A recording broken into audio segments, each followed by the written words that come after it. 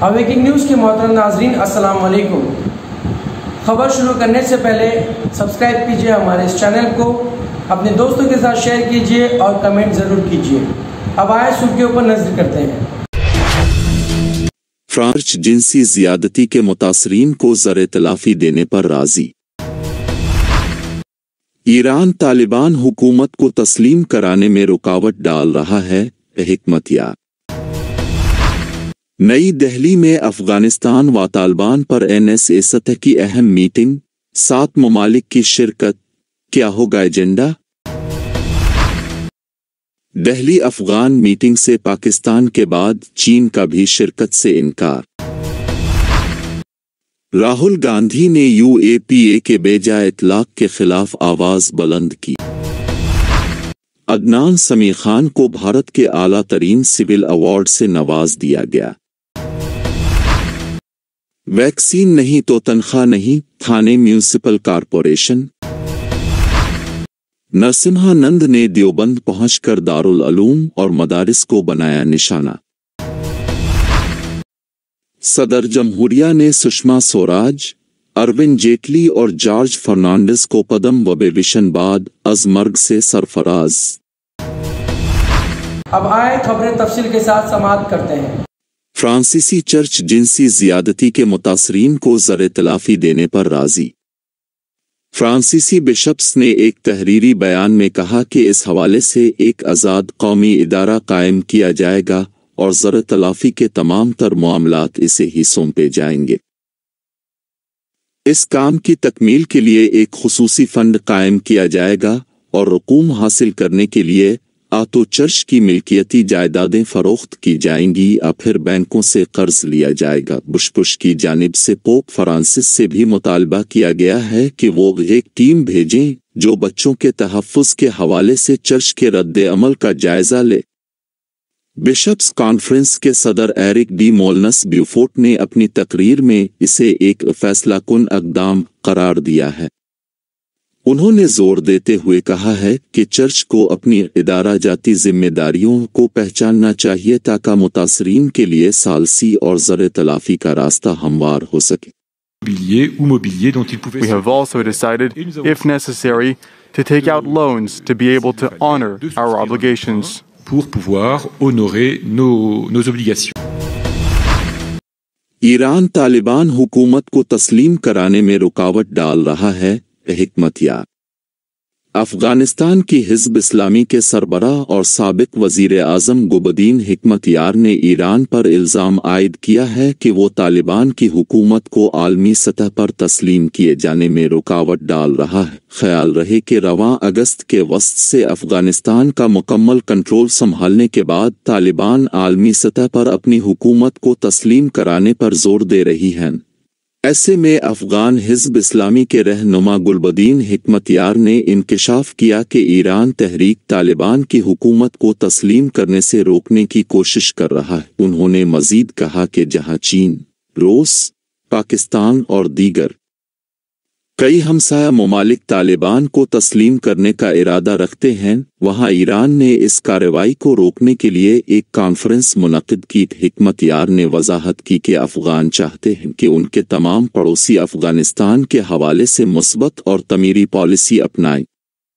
افغان تمام پڑوسیوں پر زور دے رہے ہیں کہ وہ ان کے ملک کے معاملات میں مداخلت نہ کریں اور جنگی جاری رکھنے کے لیے تعاون اور سرمایہ کاری بند کریں۔ اقرار نخواهد کرد. اما در این طرف خروج نیروهای ناتو از افغانستان خیلی غیر مسئولانه، نامنظم۔ نئی دہلی میں افغانستان و طالبان پر NSA سطح کی اہم میٹنگ، 7 ممالک کی شرکت، کیا ہوگا ایجنڈا؟ افغانستان اور وہاں برسر اقتدار طالبان سے متعلق اپنی نوعیت کی پہلی کانفرنس میں ہندوستان نے ایران، روس اور تمام 5 وسطی ایشیائی ممالک، سینٹرل ایشین کنٹریز بشمول تاجکستان، کرغیزستان، قازقستان، ازبکستان اور ترکمانستان کو افغانستان پر NSA سے سطح کی میٹنگ میں شرکت کی دعوت دی ہے۔ یہ میٹنگ 10 نومبر 2021 کو نئی دہلی میں منعقد ہوگی، جو کہ قومی سلامتی مشیروں، کی سطح کی ہوگی اور اس کی صدارت ہندوستانی قومی سلامتی کے مشیر اجیت ڈووال کریں گے۔ اس طرح پہلے بھی 2 میٹنگیں ستمبر 2018 اور دسمبر 2019 میں ایران میں ہو چکی ہیں۔ ذرائع نے مزید کہا کہ کورونا وبا کی وجہ سے ہندوستان میں میٹنگ پہلے نہیں ہو سکی تھی۔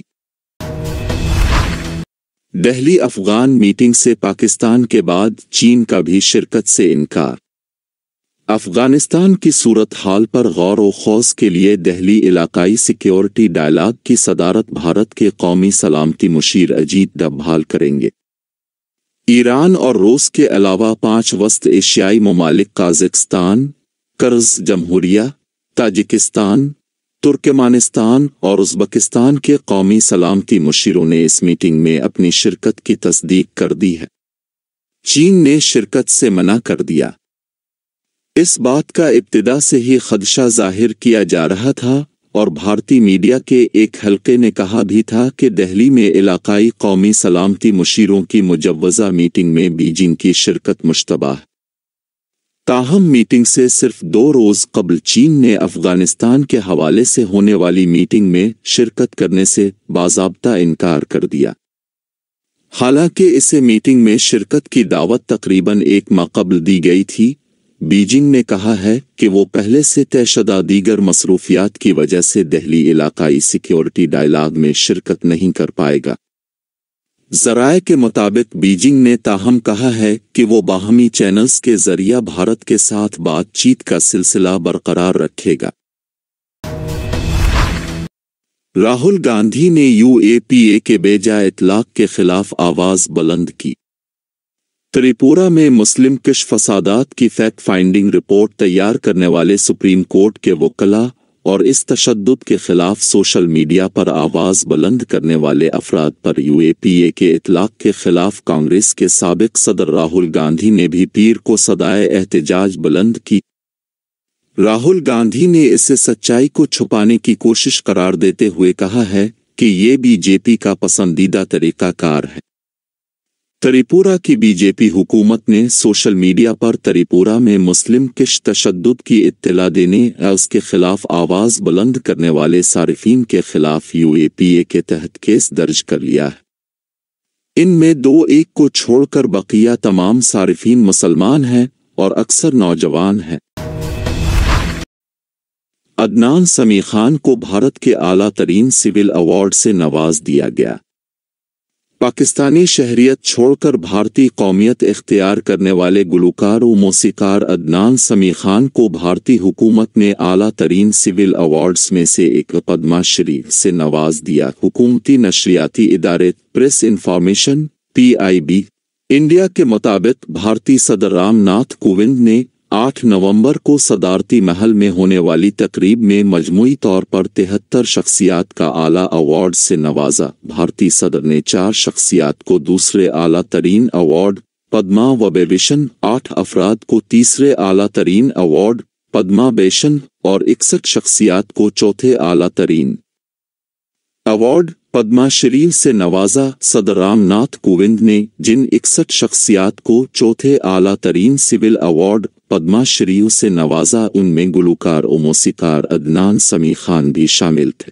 جذبات جو ہیں ان کے لیے الفاظ کم ہوتے ہیں، اور آج جو سمان مجھے دیا گیا ہے اس کے لیے میں گورنمنٹ آف انڈیا کا بہت بہت شکر گزار ہوں۔ پیپل آف انڈیا، لوگوں کا میں بہت بہت شکر گزار ہوں، کیونکہ ان کے بغیر تو کچھ ہو ہی نہیں سکتا۔ اور میں آج اپنے جذبات کو ٹھیک طرح سے بیان نہیں کر سکتا۔ I am very very grateful, very happy. Vaccine نہیں تو تنخواہ نہیں، تھانے میونسپل کارپوریشن۔ مہاراشٹرا میں تھانے میونسپل کارپوریشن TMCJ نے اپنے ان ملازمین کو تنخواہیں ادا نہ کرنے کا فیصلہ کیا ہے جنہوں نے انسداد کووڈ-19 ویکسین کی ایک خوراک نہیں لی ہے۔ یہ فیصلہ TMC کے سینئر عہدیداروں نے پیر کو ایک میٹنگ میں لیا۔ میٹنگ میں municipal commissioner doctor Vipin Sharma اور تھانے کے میئر نریش مائسکے بھی موجود تھے۔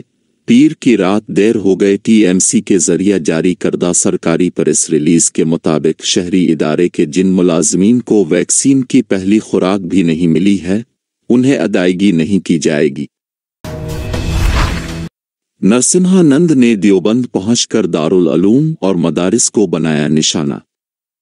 अपने मुतनाज़ा बयानात के लिए मशहूर डासुना मंदिर के मानिक नरसिम्हानंद गिरी ने देवबंद पहुंचकर दारुल उलूम और मुल्क के मदारिस को निशाना बनाया और बढ़ती हुई आबादी के लिए मदारिस को जिम्मेदारी ठहराते हुए कहा कि हिंदुस्तान के मदारिस आबादी बढ़ाने का दर्स दे रहे हैं, जिसका मकसद जमहूरी तरीका से मुल्क पर कब्जा करके पूरी दुनिया को तबाह करना है।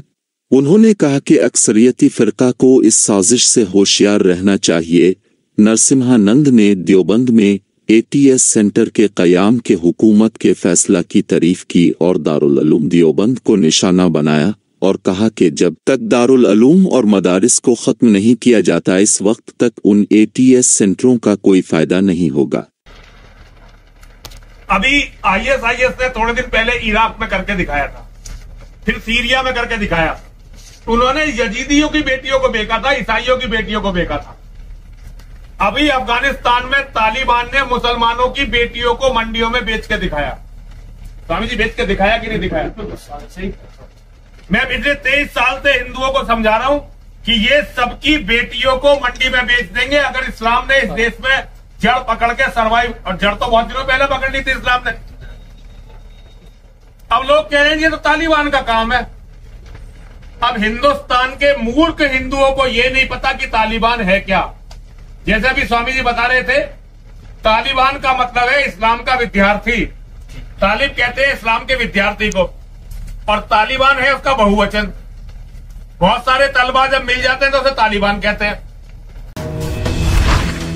अरविंद जेटली और जॉर्ज फर्नांडिस को पद्म विभूषण बाद अज़मर्ग से सरफराज। सदर जमहूरिया ने राष्ट्रपति भवन में मुनक़िदा एक तकरीब में एक नौशख्सात को पद्म अवार्ड से सरफराज किया। कई रहनुमाओं और मुख्तलिफ मैदानों में कारहाय नुमायां अंजाम देने वाली कुछ शख्सियात को बाद अज़मर्ग अवार्ड से सरफराज किया गया। इनमें साबिक मरकजी वज़रा जॉर्ज फर्नांडिस, सुषमा स्वराज और अरविंद जेटली हैं। उन सब को बाद अज़मर्ग पद्म विभूषण से नवाजा गया। इस तकरीब में PM नरेंद्र मोदी, मरकजी वजीर दाखिला अमित शाह और वजीर खारजा S जयशंकर भी मौजूद थे।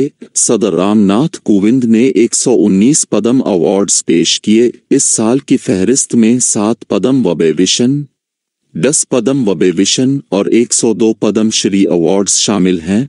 पद्म अवार्ड्स में 29 ख़वातीन हैं। 16 शख्सियात को बाद अज़मर्ग पद्म अवार्ड से नवाजा जा रहा है। खातून बैडमिंटन खिलाड़ी PV सिंधु को पद्म विभूषण, जबकि गुलकार अदनान समी को पद्म श्री से नवाजा गया। ये अवार्ड साबिक मरकजी वजीर सुषमा स्वराज की जानिब से उनकी बेटी बंसौरी स्वराज ने और अरविंद जेटली की जानिब से उनकी अहलिया संगीता जेटली ने वसूल किया। ये अवार्ड्स 1954 में शुरू किए गए थे। उनका ऐलान हर साल यौम जमहूरिया के मौके पर किया जाता है। नाजरीन, ये थे अब तक के ताज़ा तरीन हालात। जुड़े रहिए हमारे चैनल के साथ जानने के लिए और भी खबरें। अब लेता हूँ मैं इजाज़त। खुदा हाफिज़।